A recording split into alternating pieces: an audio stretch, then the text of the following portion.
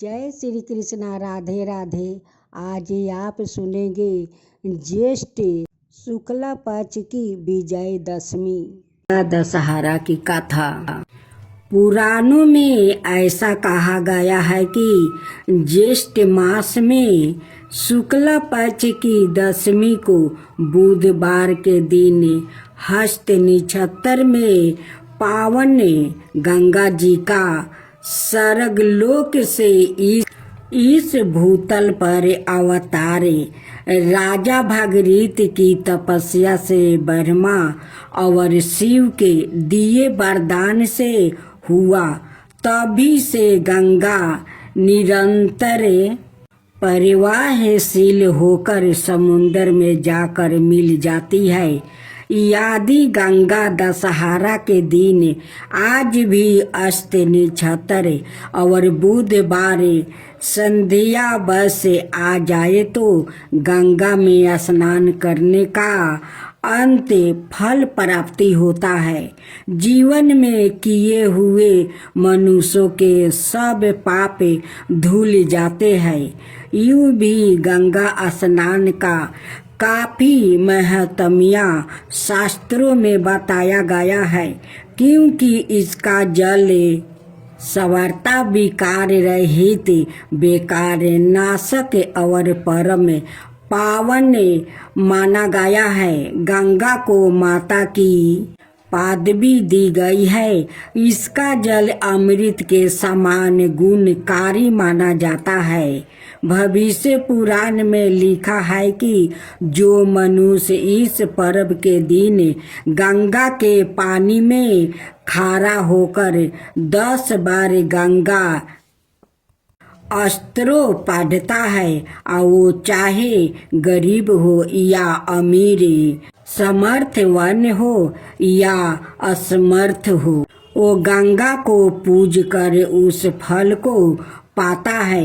जो कोई गंगा यंत्रों को श्रद्धा और विश्वास के साथ पढ़ता या सुनता है, वो शरीर, वाणी और चित्त से होने वाले 10 तरह के पापों से मुक्ति हो जाता है। इसलिए इस तिथि को दशहरा कहते हैं। इन 10 प्रकार के पापों में जीव हिंसा, तप, संताप, गौ, गुरु और देवताओं का अपमान, काल सर्प ग्रहण योग्य, मातृ पितृ दोष, अंतःकरण की मलिनता, मन, वचन, कर्म फल, अपराध, भूत प्रेत बाधा और विषाणु दुष्प्रभाव गिने जाते हैं।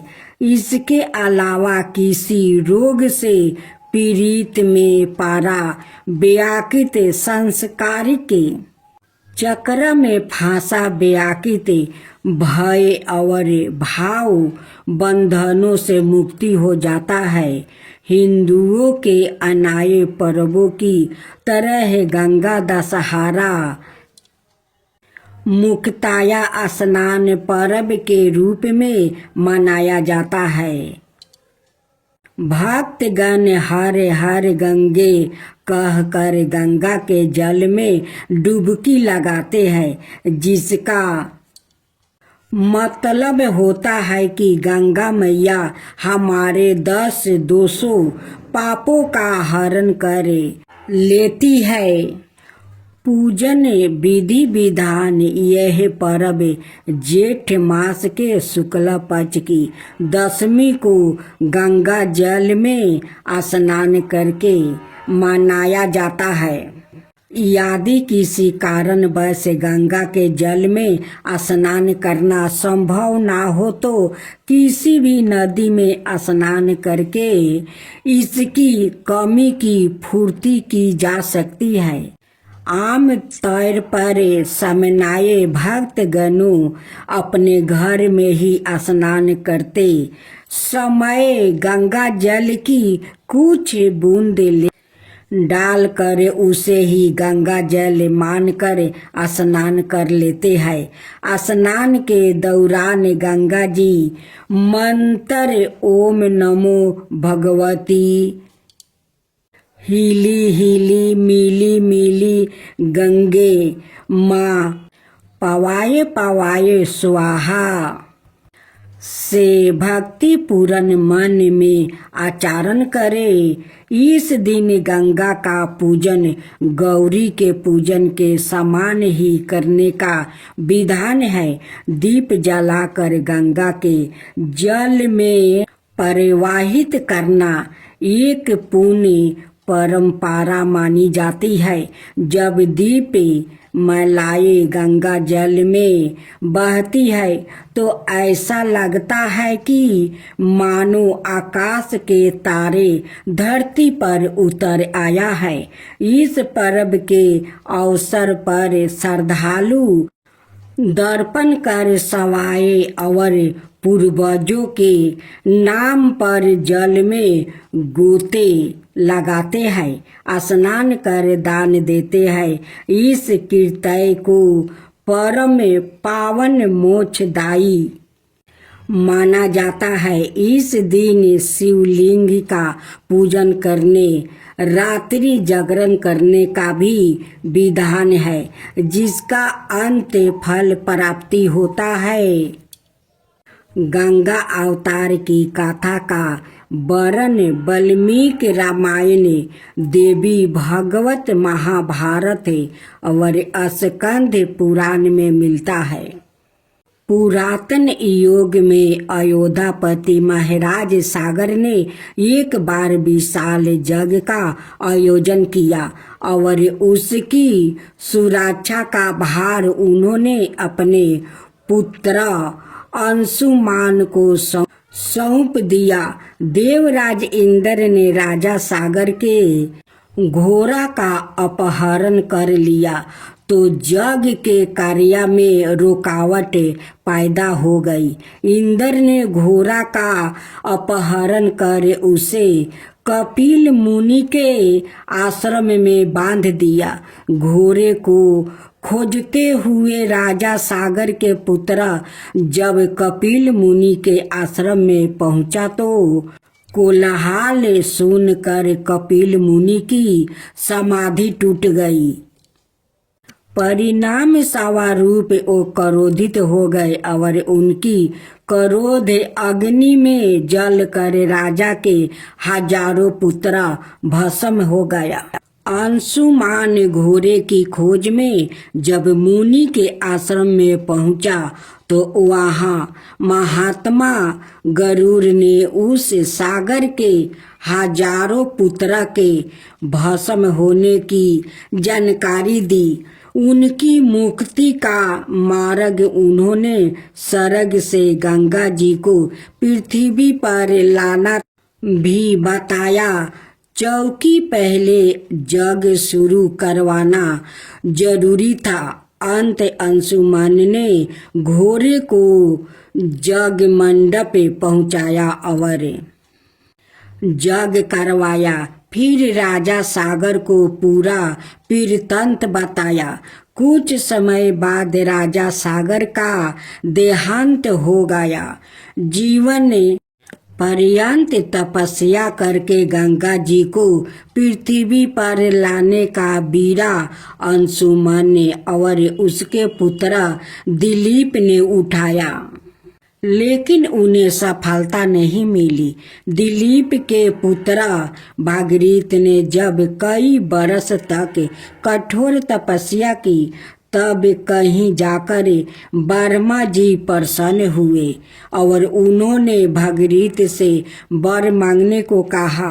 भागीरथ ने गंगा जी को पृथ्वी पर भेजने के लिए निवेदन किया। ब्रह्मा ने कहा कि गंगा का भार और वेग संभालने की शक्ति केवल भगवान शंकर में है। अतः तुम पहले उन्हें प्रसन्न कर लो और गंगा को मांग लो। भागीरथ ने फिर कठोर तपस्या की और शंकर भगवान को अपनी जाटा फैलाकर गंगा जी को धारण करने के लिए तैयार किया।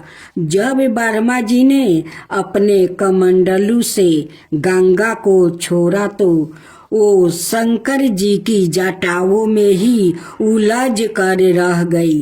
भगीरथ द्वारा बार बार अनुनय विनय करने पर शंकर जी ने गंगा को हिमालय में ब्रह्मा जी द्वारा बनाए बिंदु सर में छोड़ा, जहाँ से उनकी अनेक धाराएं फूट पड़ी। जब गंगा का जल कपिल मुनि के आश्रम में पहुंचा तो महाराज सागर के 60,000 भस्म हुए पुत्र शराप मुक्त हो गया। ब्रह्मा जी ने पुनः प्रकट होकर भगीरथ के कठिन तप से परिवाहित होकर घोषित किया कि अब से गंगा जी का एक नाम भगीरथी होगा। इस प्रकार भगीरथ ने अपने पुण्य से पुत्र लाभ पाया। राधे राधे साथियों, अब सुने सोमवार की व्रत कथा। पूर्व काल में नर्मदा नदी के तट पर नरमपुर नाम का एक नगर था। वहाँ विश्वानर नाम का एक मुनि रहते थे। वो परम शिव भक्त था और जितेंद्रिया था। उनका गृहस्थ जीवन बड़ा ही सुखी था। एक बार उनकी पत्नी सूचिमती ने उनसे कहा, स्वामी, मेरे मन में बड़े समय से एक इच्छा है। मुनीश्वर बोले, ऐसी क्या इच्छा है जो तुम्हें इतने समय तक अपने हृदय में दबा कर रखनी पड़ी? निसंकोच होकर कहो। देवी सूचिमती बोली, हे देव, मैं आपसे भगवान परमेश्वर जैसा एक तेजस्वी पुत्र चाहती हूँ। कृपा करे आप मेरी इस इच्छा को पूर्ण करे। पत्नी की बात सुनकर विश्वानर क्षण भर के लिए सत्यबद्ध हो गया। वो सोचने लगा कि मेरी पत्नी ने यह कैसा दुर्लभ वर मांग लिया है। ऐसा प्रतीत होता है कि भगवान पिनाकी रुद्र सवाई उसकी जीभा पर बैठकर बोल रहे हैं। ऐसा विचार करके उन्होंने अपनी पत्नी को आश्वासन दे दिया। वो वाराणसी जा पहुँचे और कठिन तप द्वारा भगवान शंकर के वीरेश लिंग की उपासना करने लगे। तपस्या करते करते विश्वानर को 12 मास बीत गया। 13वां मास में एक दिन स्नादि करके जैसे ही वो वीरेश लिंग के निकट पहुँचे, उन्हें लिंग के मध्य में एक बालक दिखाई दिया जिसकी आयु 8 वर्ष थी। उसके मस्तक पर पीले रंग की जाटा सुशोभित थी और मुख पर मुस्कान खिल रही थी।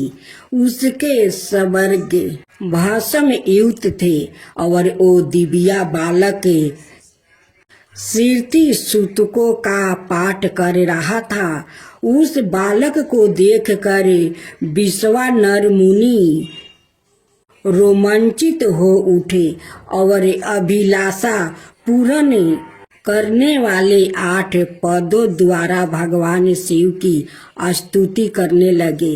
उनकी स्तुति से प्रसन्न होकर बाल रूप भगवान शिव ने कहा, महामते, मैं तुम्हारी तपस्या से प्रसन्न हूँ। अब तुम अपने घर जाओ। समय आने पर मैं तुम्हारी पत्नी की इच्छा अवश्य पूर्ण करूँगा। मैं उसके गर्भ से पुत्र रूप में प्रकट हो जाऊँगा। उस अवतार में मेरा नाम गिरेह पति होगा। मैं परम पवन वो सभी देवताओं का प्रिय हो जाऊंगा। विश्वानर ने भगवान शिव के बाल रूप को प्रणाम किया और अपने घर लौट गया। समय आने पर समस्त अभिष्ट के विनाशक और दोनों लोकों के लिए सुखदायक भगवान रुद्र का सूचिमती के गर्भ से अवतार हुआ।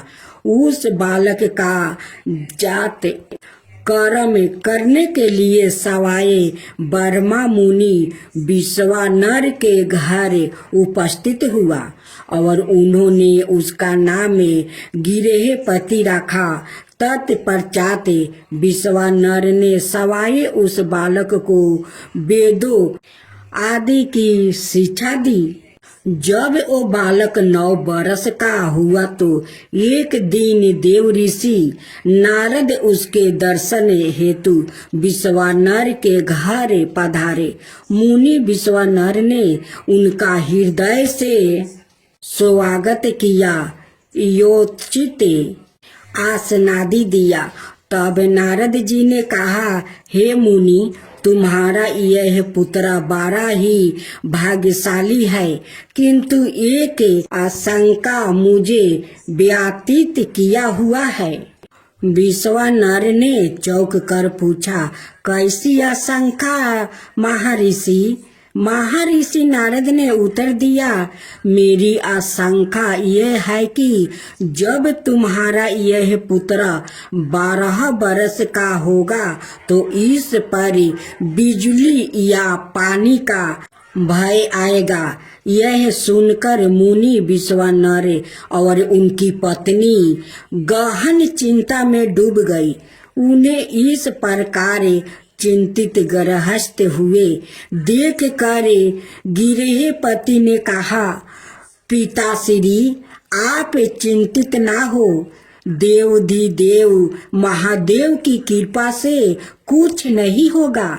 यह तो कालों के भी काल है। आप मुझे काशी जाने की आज्ञा दे दीजिए। मुनि ने आज्ञा दे दिया।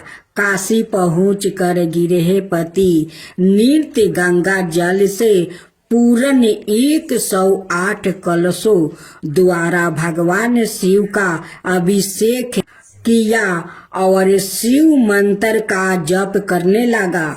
जब उन्होंने 12वां बरस में प्रवेश किया तो एक दिन इंद्र उनके समक्ष प्रकट हुआ और बोले, प्रियवर, मैं तुम्हारे तप से प्रसन्न हूँ, अपनी इच्छा अनुसार वर मांगो। इस पर गिरहपति बोले, आप चले जाए।